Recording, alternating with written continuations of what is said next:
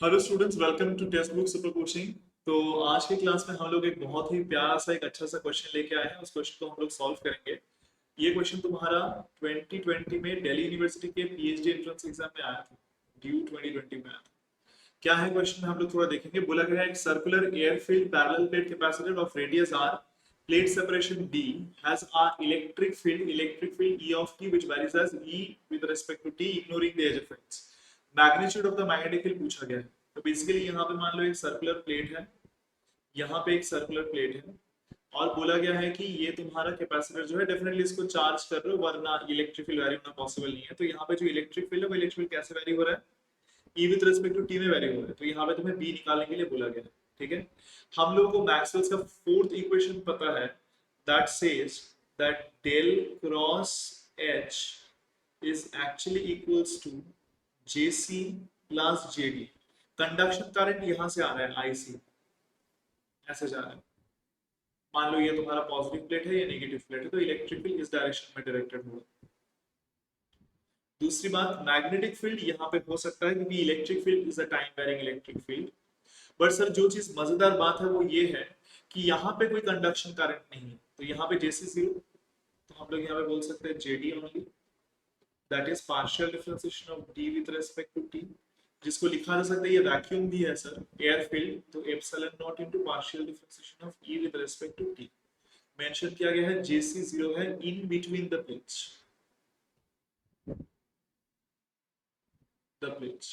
Conduction current यहाँ से wire से आ रहा है, लेकिन इस बीच में खाली एरिया है, यहाँ पे कंडक्शन करंट नहीं जा सकता। उसको कोई मीडियम चाहिए होगा चार्ज फ्लो करने के लिए, तो यहाँ पे जेसी जीरो सिर्फ करंट डेंसिटी जेडी रह सकता है, जो है डिस्प्लेसमेंट करंट डेंसिटी, जिसको लिख सकते हैं D with respect to T, जहाँ पे D is the electric displacement vector. और for vacuum it's air actually in this region, so for vacuum I can write d equals to epsilon naught into e। Very good. अगर हम लोग एक काम करें अभी यहाँ पे, h को हम लोग लिख सकते हैं mu naught in vacuum, h can be written as b divided by mu naught. तो यहाँ से हम लोग h को अगर b divided by mu naught लिखें तो डेल क्रॉस b हमारे पास फॉर्मूला क्या आ रहा है, म्यू नॉट को इधर कर दो, epsilon naught e with respect to t। ये हमारे पास फॉर्मूला है। अच्छा, इसको हम लोग क्या लिख सकते हैं, 1 divided by C square epsilon naught mu naught, क्योंकि c इज इक्वल्स टू क्या होता है 1 by root over of epsilon naught into mu naught, right. तो सिंपली अगर हम c स्क्वायर करें तो 1 by c square equals to this partial differentiation of e with respect to t। ये आ रहा है तुम्हारा आंसर चीज। अब यहाँ से मुझे b निकालना है, कैसे निकालूंगा b को, एक काम करो बोथ साइड तुम सरफेस इंटीग्रेशन कर दो, तो del cross b dot ds surface integration that should be equals to, यहाँ पे 1 by c square e with respect to t dot ds, 1 by c square partial differentiation of e with respect to t into ds। Very good. जरा यहाँ पे देखना बेटा, surface integration करने के लिए हमें यहाँ पे एक इमेजिनरी सरफेस भी लेना पड़ेगा। मान लो ये है हमारा इमेजिनरी सरफेस, यहाँ पे लिया है, जिस सरफेस का रेडियस, मान लो इस कैपेसिटर के कहाँ पे पूछा गया electric field, magnitude of the magnetic field is given by what, okay, air field capacitor this d has an electric field E of t which varies this way, fine। तो at any point अगर हमें magnitude of magnetic field निकालना है तो हम कैसे निकालेंगे, यहाँ पे एक हमने सर्कुलर एरिया ले लिया है, हमें पता है कि from Ampere's law that del cross b dot ds को लिखा जा सकता है close line integral of b dot dl, simply that should be actually equals to 1 by c square partial differentiation of e with respect to t। ये चीज तो surface के ऊपर डेफिनेटली डिपेंड नहीं करेगा।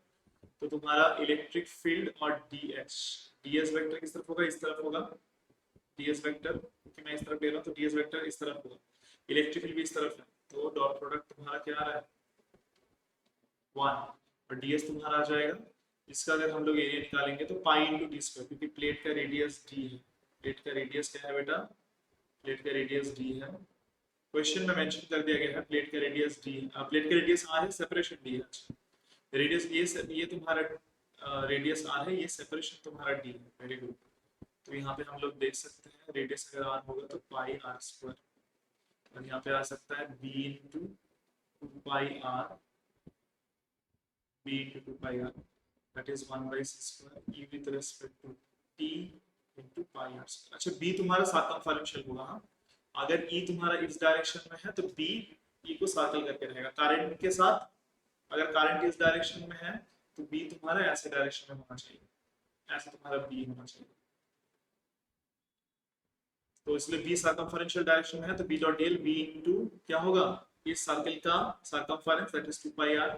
तो लिख दिया है। तो यहाँ से तुम्हारा बी का वैल्यू क्या आ रहा है बेटा, अच्छा पाई से पाई को काट दो, आर से एक आर को काट दो, 2 को नीचे लेके आ जाओ तो capital R divided by 2 into c square e with respect to t, ये आ रहा है। देखो I can cut pi to 1 pi, R से एक आर कट गया, 2 को नीचे लेके आ गया तो r by 2c square e with respect to t is actually my b and it is the circumferential direction, it's in the circumferential direction। r by 2c e with respect to t, यहाँ पे c square होगा, that's a printing mistake, r by 2c square e with respect to t, option A is ठीक है, r by 2c square e with respect to t, that's all I can write। Thank you very much. वैसे ही सारे questions पूछ देखने के लिए, concept के बारे में जानने के लिए stay tuned with this channel and not only that, अगर तुम्हारे भी मन में कोई क्वेश्चन जो तुमसे सॉल्यूशन नहीं हो पा रहा है तो definitely do let us know in the comment section में। मोreover एक चीज मैं बता देने की कोशिश करूंगा वो ये है कि बूस्टर कोर्स शुरू होने वाला है, जो कोर्स बेसिकली डिजाइन किया गया है रिवीजन करने के लिए for upcoming CSI net June 2024 exam के लिए। इस कोर्स में आपको सारे के सारे जो लाइव लेक्चर्स हैं उसमें रिवीजन कराया जाएगा आपको जून 2024 फिजिकल साइंस एग्जाम के लिए।